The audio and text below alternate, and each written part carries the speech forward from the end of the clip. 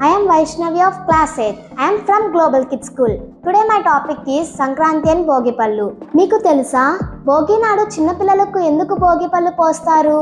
చిన్నపిల్లలకు భోగిపళ్ళు పోసే సంప్రదాయం కూడా ఉంది. ఈ సంప్రదాయం వెనుక ఆరోగ్యకరమైన కారణం కూడా ఉంది. రేగిపండ్లను తల మీద పోయటం వల్ల చిన్న పిల్లల మీద ఉన్న చెడు దృష్టి తొలగిపోయి నారాయణుడి అనుగ్రహం లభిస్తుందని భావిస్తారు. తలపై భాగంలో బ్రహ్మరంధ్రం ఉంటుంది. పిల్లలకు భోగిపళ్ళు పోసి దాన్ని ప్రేరేపితం చేస్తే పిల్లల్లో జ్ఞానం పెరుగుతుందని నమ్మకం. రేగిపండ్లు, చిల్లర నాణాలు, బంతిపూలు ఇవన్నీ కూడా భోగి పండ్లుగా వాడుతారు. రేగి పండ్లకు బదరి ఫలాలనే పేరు. ఎరుపు రంగులో ఉన్న రేగి పండ్లను సూర్యుడి ప్రతీకంగా భావిస్తారు.